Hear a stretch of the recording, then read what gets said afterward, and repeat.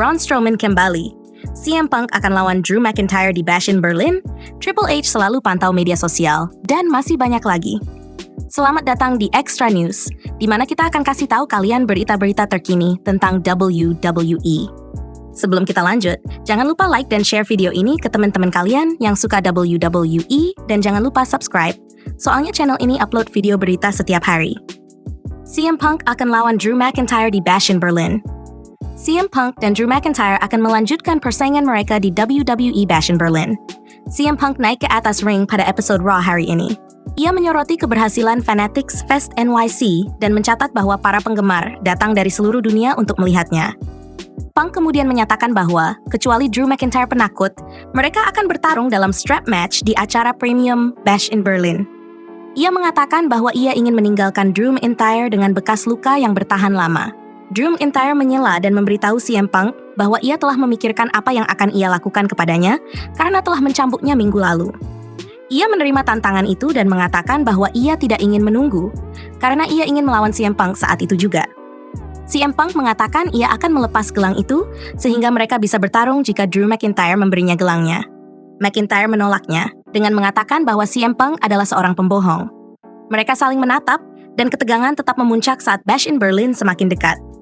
CM Punk sebelumnya kembali ke ring di SummerSlam dan kalah dari Drew McIntyre dalam pertandingan di mana Seth Rollins menjadi wasit spesial. Menurut kalian, siapa nih yang akan menang di pertandingan strap match ini? Komentar di bawah. Pat McAfee akan cuti sebentar dari komentator. Setelah absen selama 1 tahun dari bilik komentator, Pat McAfee kembali menjadi bagian penting di balik meja WWE. Pertama kali menjadi komentator PLE pada akhir tahun 2023 sebelum kembali ke Raw setelah Royal Rumble pada bulan Januari lalu. Melalui Instagram story-nya pada Senin pagi, Pat McAfee mengunggah video dirinya saat berkendara ke lokasi episode Raw malam ini di Fort Lauderdale, Florida, di mana ia mengungkapkan bahwa malam ini akan menjadi Raw terakhir yang akan ia ikuti untuk beberapa waktu. Sambil mendengarkan lagu Jelly Ranch dan Post Malone, Pat McAfee berbicara tentang betapa emosionalnya jika ia meninggalkan WWE, menjelaskan bahwa keluarga WWE penting baginya, dan ia berharap pihak promotor dan para penggemar juga memahami hal itu. Alasan dibalik jeda Pat McAfee yang akan datang tidak lain adalah ESPN's College Game Day, di mana Pat McAfee akan bertugas sebagai analis sepanjang musim NCAA football mendatang. Pat McAfee mengungkapkan bulan lalu bahwa ia telah sepakat untuk kembali ke acara tersebut. College Game Day akan dimulai akhir pekan ini untuk Florida State versus Georgia Tech yang berlangsung di seberang lautan di Irlandia. Apakah kalian suka dengan gaya komentator dari Pat McAfee? Komentar di bawah. Braun Strowman kembali. Dalam beberapa minggu terakhir, Bronson Reed telah membuat kekacauan di Raw. Ia mengalahkan mantan juara dunia Seth Rollins, yang harus absen tanpa batas waktu karena cedera yang dideritanya dalam serangan itu. Reed juga menyerang R-Truth, yang tampaknya menyingkirkan veteran itu. Pada episode Raw hari ini, Bronson Reed mengalahkan mantan juara WWE The Miz. Ketika ia hendak menyerang The Miz setelah pertandingan, ia dihadang oleh Braun Strowman yang kembali. Braun Strowman telah bergulat dalam pertandingan gelap dan acara langsung. Namun, ia terakhir kali bergulat di program WWE pada episode Raw tanggal 15 Juli. Di sana, ia kalah dari Damian Priest. Menurut kalian, siapa nih yang akan menang antara Braun Strowman dan Bronson Reed? Komentar pendapat kalian di kolom komentar. Triple H selalu pantau media sosial. Dalam tanya jawab untuk PW Insider, Mike Johnson ditanya, apakah Triple H punya pegulat favoritnya? Mengapa Bobby Lashley dan MVP hengkang?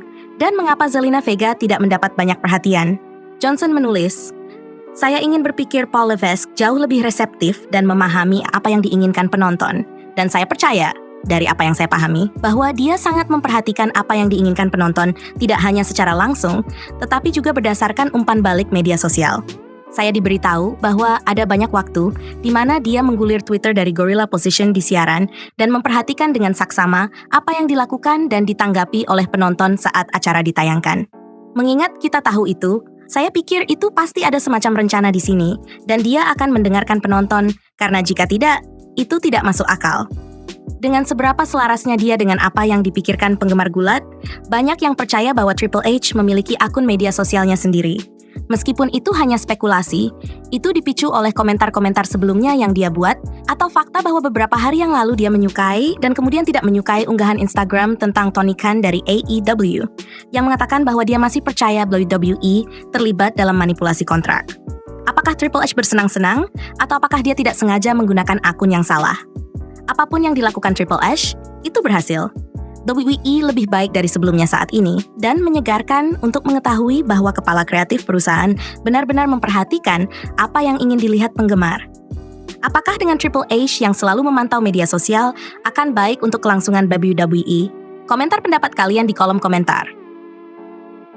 Tanggapan Mark Henry terhadap Vince McMahon. Mark Henry menjadi bintang tamu di Stories with Briscoe and Bradshaw, berbicara tentang pengalamannya bekerja di bawah Vince McMahon dan apa yang ia pikirkan tentang mereka yang diduga dibayar oleh mantan ketua tersebut untuk tetap bungkam.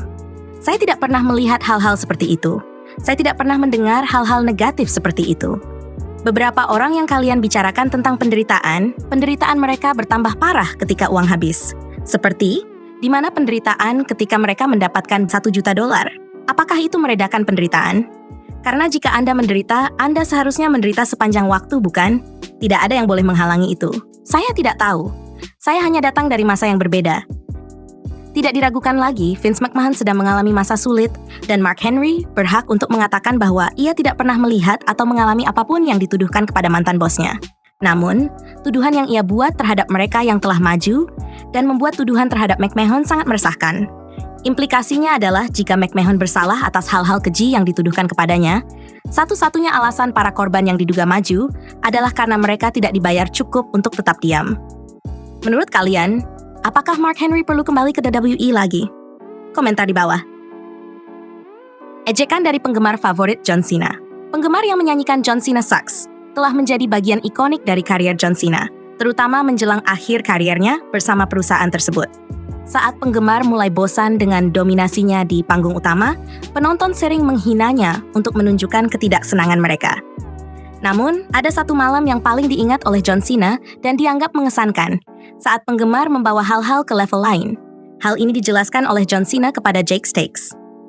Oh, saya selalu ingat penonton di Hammerstein Ballroom pada ECW One Night Stand terus-menerus melemparkan kaos saya kembali ke arah saya. Jadi, pada dasarnya, saya harus menghadapi Rob Van Dam untuk memperebutkan kejuaraan WWE malam itu. Namun, pertandingan pertama saya adalah dengan kaos saya sendiri dan penonton ECW. Itu benar-benar penghinaan yang luar biasa yang saya ingat.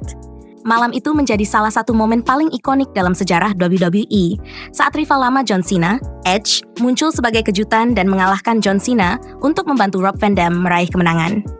John Cena kini tengah mempersiapkan diri untuk tahap akhir karier gulatnya. Karena tahun 2025 akan menjadi tahun terakhirnya sebagai pegulat berbakat.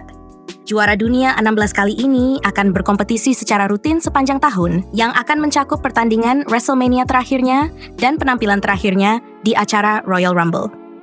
John Cena telah mengonfirmasi kepada Collider bahwa ia telah berkomitmen untuk tampil di 36 acara di seluruh dunia tahun depan, memberikan banyak kesempatan kepada para penggemar untuk melihatnya sekali lagi.